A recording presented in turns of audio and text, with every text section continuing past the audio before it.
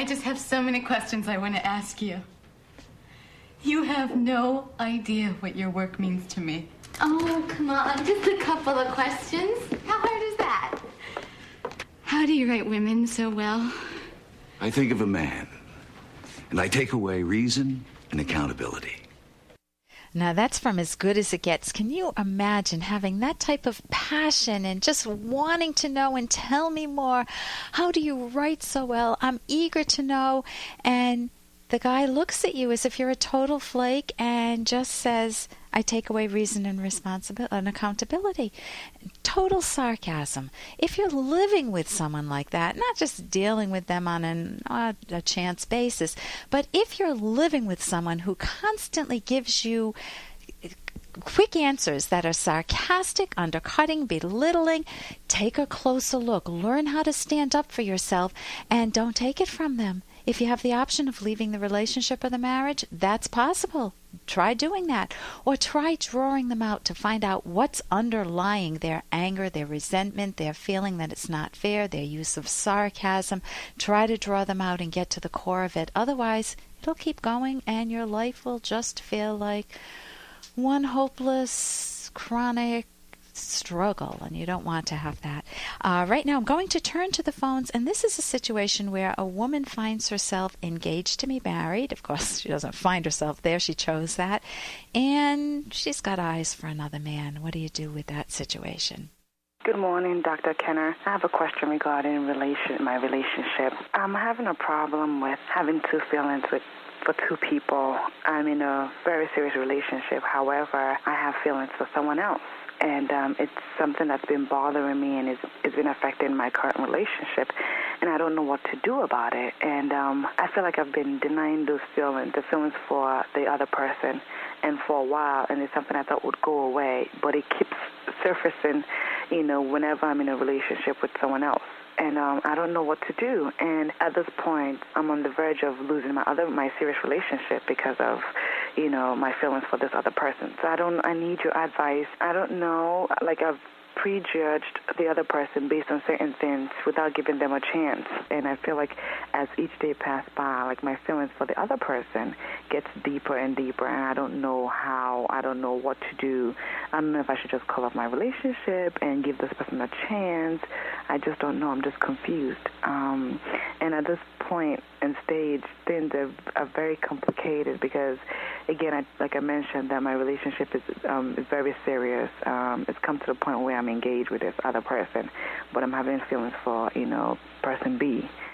Okay, here's the big problem. The big word that's causing all your problems is feelings. You're leaving them floating, unanalyzed. What do you mean by feelings? I'm having feelings for this other guy. I'm having less feelings for my fiancé. And you don't tell me that you're engaged until partway into your question, quite a ways into your question. So the question that comes to my mind is, how much time have you spent sitting down and figuring out what the cause of the feelings are? Why are you feeling reluctant around your fiancé? Do you have commitment issues? You're afraid to get married? Your parents got divorced? Are there personal factors to do with him? Maybe he's not the lover you hoped he would be. Of course, you could grow together, you could learn skills, but maybe you don't want to put in the effort. Maybe he's very involved with work and doesn't have time for you, in which case it's a wake-up call. You either need to leave him, break off the engagement, or work with him to see if you can become more important in his life. Maybe you're someone that's always let your eyes wander, and no matter who you have, they become the norm, and it becomes boring very quickly. You don't know how to re-energize a relationship, and so your eyes will wander to someone else. Well, you fixate on someone else. This other person you're having feelings for, very powerful romantic feelings for this second guy.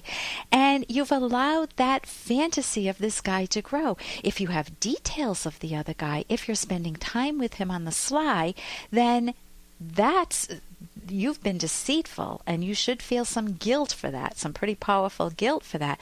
But if he's someone at work, let's say, and you're talking with him a lot, you're making more opportunities to meet with him after work and have a cup of coffee, and you talk about your relationship. That's what people do, and you feel like he's just a good friend, and then it becomes Not Just Friends. There was a book written by that title, and you just want to make love to him. He's the one that isn't guy number 2, not your fiancé, is the guy that you fantasize about.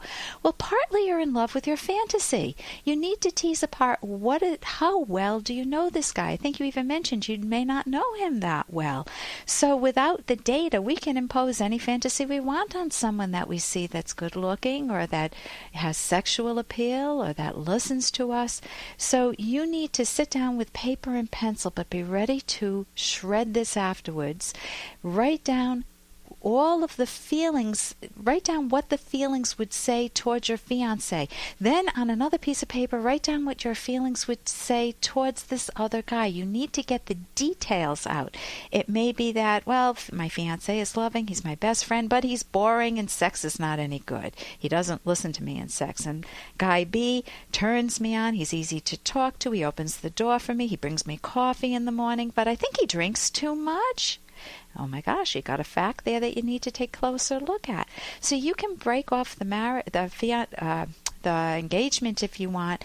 I think you should immediately level with your partner so that he isn't constantly baffled as to why you're pulling away. Let him know that there is another guy and you're going to try to figure it out. You can even get into therapy, individual therapy, and try to work this through.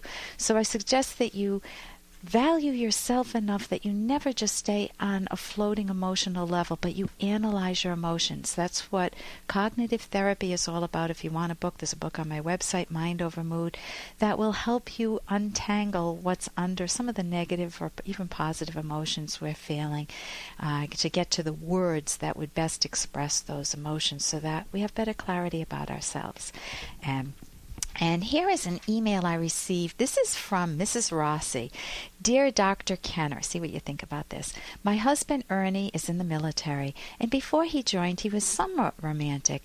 Now there isn't a romantic bone in his body. Can you tell me what I should do? Our marriage is just hello, goodbye. Thank you, Mrs. Rossi. Well, first thing that comes to my mind, Mrs. Rossi, is to do some detective work. Why is my marriage just hello and goodbye? Does he have a honey on the side? Amazing how many times I've seen that. Is he gay? Is he just overwhelmed with his involvement in the military, and he's becoming like what they call a type A personality, and he avoids intimacy? Is there some trauma involved? Does he feel guilty about something? So talk with him. Try to draw him out. Instead of saying to him, I'm sick and tired of being ignored. You've got no sense of romance. You treat me like dirt. You better change or else. Those types of threats, personal attacks, and sarcasm backfire. This is what you can do. Remind him of your most romantic moments with him. Say, honey, I remember the time you brought me lunch and left me a romantic note in it. I thought about you all afternoon. I couldn't wait to come home to you. I remember the back rubs we used to give each other and going dancing with you and how playful we'd be. I miss that so much, and I wonder if you're missing it too. You seem wrapped up in your work. Help me understand you better. I wonder if there's anything else behind the scenes that you're keeping from me, and that would help us explain why the fire has gone out of the marriage. What thoughts do you have on how we can recapture that playfulness and tenderness together? Or what is it I need to know to make sense of where we're at right now? Help me out. I would try to draw him out so that it encourages him to talk and the mystery is solved. Also, look around for clues. You may find lipstick on the collar. I'm Dr. Ellen Kenner, and when we come back, your calls toll free 1-877-DRKENNER. If you're seeing things running through your head, who can you call? I'm Dr. Ellen Kenner on The Rational Basis of Happiness.